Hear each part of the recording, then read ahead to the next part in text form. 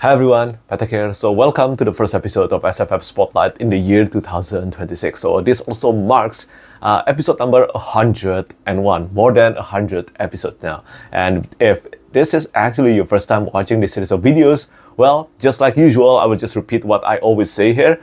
This is where I usually talk about new book news, new cover reveals, new Kickstarter campaign, and also new special editions in the adult science fiction and fantasy genre. And yeah, let's get started.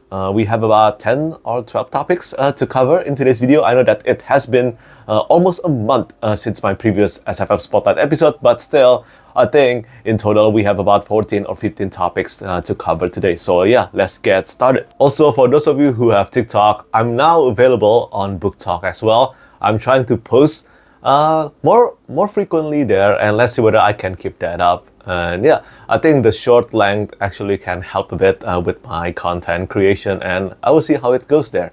But anyway, the first topic. First, let's talk about Mistborn. So Mistborn Ghostblood, or Mistborn the Third Era. Well, Santos has mentioned that the first draft of the first book has been completed, and I think that's great news.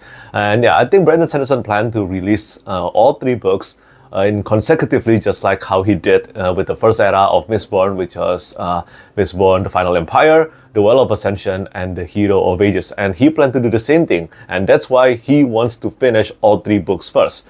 Finish writing all three books first before releasing the first book and the second book and the third book each year. And then after that, we will be back to the Stormlight Archive. But until then, we'll just have to be patient. Mistborn is a very special series for me. Without that series, I don't think I would have even started reading in the first place. Moving on to the next cover reveal, we will talk about one of many people's most anticipated fantasy or lit RPG book of the year. And yes, I am talking about the newest installment in the Dungeon Crawler Carl series by Matt Dinniman. This is for A Parade of Horribles. So I have just finished reading the first book, Dungeon Crawler Carl.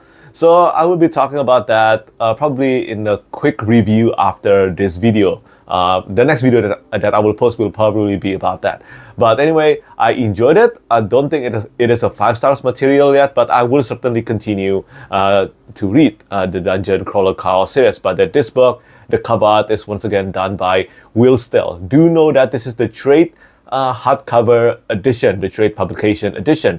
The self-published edition, I don't think it has a cover reveal yet, but that one will feature the same artist who did the original cover art of the self-published edition. So Luciano Fleitas will be doing the cover art of that edition, the self-published paperback edition, which now has become a super rare thing in book collecting world. Yeah, the paperback edition. But speaking of indie, the next 5 titles, the next 5 news I'm going to spotlight, these are all, well, self-published fantasy books, and I think these are also exciting. Just like this first one, this is the cover reveal for The Price of Fear by Miles Lyon. So this one is an Empire of Vampire inspired grimdark fantasy debut, and I think the cover art done by my friend Jeff Brown is absolutely excellent. I do think this is one of Jeff's best cover art to date. And look at the black and white and the monochrome being put on the background. It really sets the tone of the story. And although the book is out in February 2026, so that's a month from now, the book has started to gain some very positive receptions from early readers of the advanced reading copy. I really need to get around to this one as well, but I did have the honor of revealing the cover art of this, and I have read the first chapter. I think I'm a big fan of frame narrative like the Kingkiller Chronicle or Bloodsong by Anthony Ryan. The Kingkiller Chronicle, of course, is by Patrick Rothfuss. I'm a big fan of that kind of writing, and of course, it is done in Empire of the Vampire as well. So I look forward to reading this one as soon as possible. And I want to say congratulations to Miles Lyon for, well, such a beautiful cover art and also the early positive reviews for the advanced reading copy. And this is not the only beautiful cover art to spotlight today in the self-published fantasy landscape. So the next one, we have Voice of the Kami by Baptiste Pinson.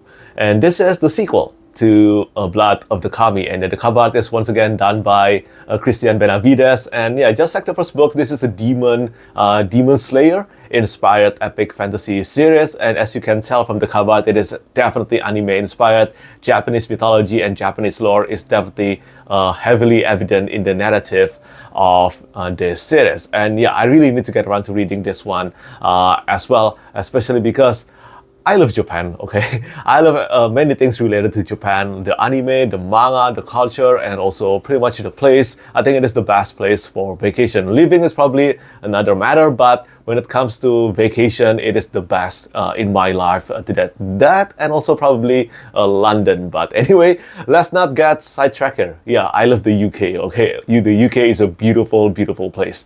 And moving on to the next topic. Again, another beautiful cover. This time it is for a space opera novel. This is for A Dirge for Cascius Part 2 by Calum Lott. And yeah, the cover art is done by John Devlin. I and also Calum Lott, both of us are big fan of John Devlin because we both love From Software games a lot. And I knew about John Devlin all the way back since the time I was playing probably Dark Souls 1 or probably Dark Souls 2, but it was a long time ago. It was a long time and I just love his artwork, and now he's super popular, especially in the gaming world, and I'm really happy for him. And to see Calum Lott commission John Devlin for all of his books, I think that is a really wonderful thing. And yeah, this is the conclusion to the Dirge for Cascius series. The first book was pretty much a melancholic murder mystery, and this one will be a full-tilt, full-action space opera novel here to conclude the duology. And yeah, I look forward to reading this one. As for the next one, this is not a cover reveal, but this is such a great news for me because this is news that The Champion of the Fallen by M.L. Spencer is finally going to be released this March as well. What is the coincidence that when if you have been following my YouTube channel since its conception, like about 5 years ago, then you will know that Dreams of the Dying and also Dragon Mage were the two self-published fantasy books that I reviewed on my channel that also somehow it works both ways. Not only I helped these two books gain more audience, my channel also got some quite big boost because of reviewing these two books, these two previously unknown books. And I felt like all the way back, Dragon Mage is actually the book that marked this rise in Dragon Rider fantasy, in self-published fantasy landscape, like the Echo Saga and also the Ascendant series, Songs of Chaos series by Michael Miller, and then also the Bound and the Broken series by Ryan Cahill. It is probably coincidence. Probably some of them haven't actually read Dragon Mage yet, but I remember reading Dragon Mage first before these books, and I think after reading that book, Dragon Mage, which I love so much, suddenly all this Dragon Rider epic fantasy just popped up, and I'm so happy for it. It felt like a renaissance of Dragon Rider epic fantasy.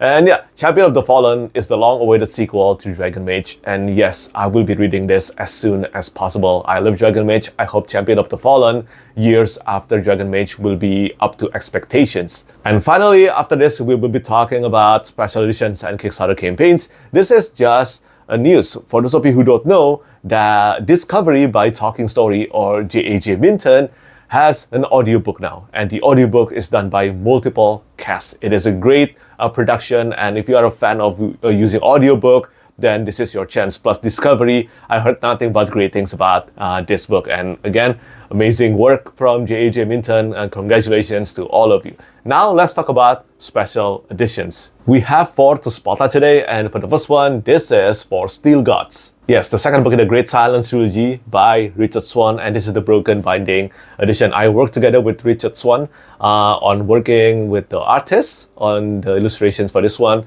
and this is the board art and also the edges are both done by Hannah Elizabeth Baker, and I think Hannah did such a great job on this one. Richard Swan was the one who recommended her, and well, he's spot on this recommendation. And then the end papers are both done by Rene Aigner, and I think the result turns out pretty incredible. It is a different artist compared to the first book. The first book was done by Jeff Brown and Peng Lu, and I think we will keep on doing this. Probably for the third book, we will utilize different artists again, 2 different artists for the board art, edges, and also for the end papers. But it is available to purchase now. And then speaking of available to purchase, soon the Hyperion Cantos by Dan Simmons will be available to purchase. And yeah, for the past year, more than a year actually, ever since the release of Hyperion, Raymond Swanland and I have been working really hard on all the artwork on the Hyperion Cantos series, but mostly Raymond, no doubt about that, okay? That guy is a magician. Seriously, a true magician. And I think all the artwork for this series, I think turns out pretty incredible, especially considering how limited the time we actually have to work on this series. And remember, Raymond Swanland actually produced more than 50 illustrations for the entire Hyperion Cantos series. So yeah, well done to that. Broken Binding have been revealing all the artwork that we've done for this series, and I think news about the sales will be out really soon. So yeah, look forward to that. And then speaking of the Broken Binding, again, I guess this pretty much just became the Broken Binding news segment, but this is for Of Blood and Fire by Ryan Cahill, the Broken Binding Endless Edition. Now, as you may know, Of Blood and Fire by Ryan Cahill is about to get a trade publication treatment next month. Yeah, really soon. Actually, and with that publication, there are a lot of special editions going on for Of Blood and Fire, and I need to repeat this probably. I have the blessing and also privilege of working as an art director for the Broken Binding for some of their projects, and because of this, I do have the chance to get many editions of Blood and Fire. But I must be honest here, if I'm not working for the Broken Binding, I wouldn't have purchased all these editions. There are too many of them, okay? And none of you have to force yourself to buy every single edition for this book, because there's a lot. And yeah, I just want to remind you that you just have to get one, probably two. But if the Broken Binding Endless Edition is the one you're looking for, then yeah, it is available to pre-order now. But again, as I said, please make sure to take care of yourself, and also do not go over budget on your book purchase. And finally, the last special edition I want to spotlight, this is for the Winds of War by Mosha Winter, the Broken Binding edition as well. And yeah, this is a sub-published fantasy debut, Winds of War. Oh no, this is not a debut actually. This is the second book from Mosha Winter. But yeah, this book is heavily inspired by A Song of Ice and Fire, as far as I know. And this is getting the Broken Binding treatment with acid-free paper and Smithsoon binding as well. I did help with the art direction on the edges, just a little bit, but most of this, all the production, all the artwork, and also all the interior art design, everything is done by the author himself. And I think that is something super praise-worthy. I'm not sure whether there are still copies of this one, but I think it's about to sell out really soon, if not. Okay, so if you are interested in this one, make sure to get yourself a copy of it before it's gone, probably forever, probably. But anyway, for the last two topics of the spotlight, these are both for Kickstarter campaign. And for the first one, this is for the Heart of Flesh by Matthew Wolf. This is the 5th book in the Ronin Saga series, which is an epic fantasy series with elemental samurai. And the cover art looks gorgeous here. There are 2 cover art going on for this series, and I think both of them turns out really well. Well done to the cover artist and also to Matthew for this one. And I heard about this series. I believe it is underrated and under the radar from several of my patrons, and they really enjoyed this one as well. So I really need to get around to it. I really do like the sound of the premise of this series. And finally, the last Kickstarter campaign I want to spotlight today, this is for the Marvel art of Dando Santos. So this is not an epic fantasy book, not a sci-fi book, but I just love Dando Santos' work, and I want to help him even just a little bit. So I want to spotlight this just a little bit. And yeah, I did manage to get myself a copy as well. I think Dando Santos is one of the greatest fantasy illustrator right now, and I love his vivid colors and his incredible take on characters in his illustrations.